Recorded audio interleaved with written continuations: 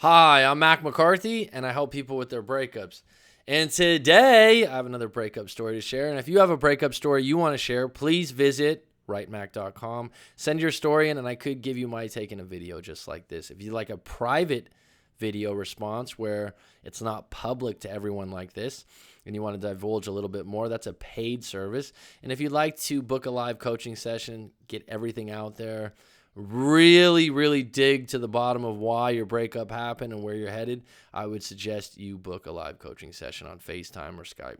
So if you like this video, throw me a like. If you don't, that's fine. If you want to subscribe, hit the red button. If you have a comment to help this individual out, throw it down below.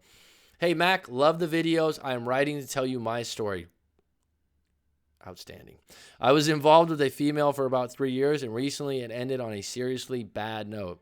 At first, everything was okay, and she was very submissive. I feel like until she started to see I had caught feelings. That's when a lot of her lies and nasty ways started to surface. I found out she smoked cigarettes, which was a big turnoff for me, and I found out that she lied to me about some sexual partners in her past.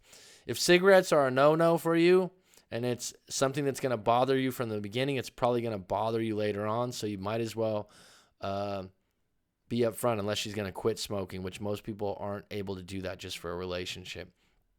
If she's been sleeping with other people in the past and that bothers you, that's probably also not going away. And people that hold that over the head of their partners, it depends on the situation, but it's definitely a bad place to be in because you're going to get in fights and arguments, and then you're going to throw that out there, and it's going to make her feel guilty and sorry and bad. It's just a bad look for the relationship. If relationships start bad, they usually end bad, okay? And it's the same thing for – sorry, I'm going to throw on this. It's the same thing for businesses. If you start a business bad, it's going to end bad usually. So the start makes a difference. Over the course of the relationship, she became increasingly selfish and disrespectful. Well, if she became that way, that's a good reason to break up. Selfish and disrespectful are two things that I wouldn't put up with. Our sex life was seriously lacking due to her always sleeping. I told her to go to the doctor, but she refused. Again, people, your intimate life, it's partly you too. So if you accept that and you just go, yeah, you need to go to the doctor about this, the idea of you just complaining about it's not going to fix it. She literally couldn't stay awake no matter what we were doing, which led me to cheating. Okay, you're not going to be able to validate cheating because someone has a sleeping disorder or they're not intimate with you. If you're going to cheat, then you should just end the relationship prior to. If she's going to be disrespectful and selfish, then you should just end the relationship. The idea that you keep someone that's selfish, disrespectful, lacks intimacy, smoke cigarettes, you're building this big case for why you cheated. Okay?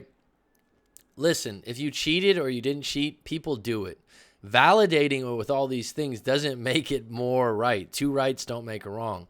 And so you building a case, well, that's why I cheated. As you get older, the better thing to do would have been, wow, this is not a good individual to be in a relationship. I'll tell you what, being selfish and disrespectful was enough for me, not all the other stuff. Take some accountability for you carrying on a bad relationship instead of you saying, well, I cheated because she did all these things. Don't be in the relationship then. It was my first time ever cheating, and I felt guilty, but I totally understood why I did it. Again, you're validating it because of her role in the relationship. The responsibility and accountability you need to take is, why did you carry on the relationship if it was that bad? This was the longest relationship I'd ever had, so I tried to hold on. Why would you hold on to a relationship that was so bad? She always accused me of cheating but had no proof. I would tell her she's only insecure because she knows I deserve better. Well, you were cheating, so you're a liar now too. See, the thing is, you got to start being a little bit more honest about the situation, okay? She was even jealous of me. Well, she was jealous, and she was obviously rightfully jealous, being that you were cheating. When I got a new car is when her jealousy peaked, and looking back, I can tell now that she's really when she became distant. We went weeks without talking over a fight about my car because she broke my sunroof. Okay, so you weren't understanding in the fact that she broke your sunroof by accident. she changed into a totally different person, and she never liked to see me happy. Whereas the girl I cheated with was everything I ever hoped for. Here's the thing. You're validating cheating. Break up with her because it's a bad relationship for a variety of reasons you already mentioned, and just start dating the other women that's someone you've always hoped for. She listens to me and she helps me and she cares for me mentally, about me mentally. She does anything to keep me happy. Anything? I got the car around February of this year, so back at the end of June, we had just came from Vegas and got into a big fight on the way home, and we both said nasty things, and our communication was very short over the next few weeks. This is just a toxic and bad relationship, so any way you want to blame or complain, at some point you just got to get fed up and go, you know what? Let's reset the computer. Let's reboot the computer. Let me just start fresh and get away from this thing. I knew something was up, so I went over to her place, and she had someone there. My feelings were hurt, as anybody's feelings would be. So I said some really nasty things through text. I admitted to cheating and everything. This relationship was doomed. It was facing a brick wall a long time ago. And so if you didn't end it now, or you didn't end it in this moment, it was going to end at some point. It wasn't going to end well. And now my friends are seeing her around town with a different person than she was when I caught her.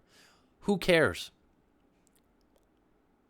Why would you care about that? You proved to yourself that you could meet a better match for yourself. You've made a case of her being selfish, disrespectful,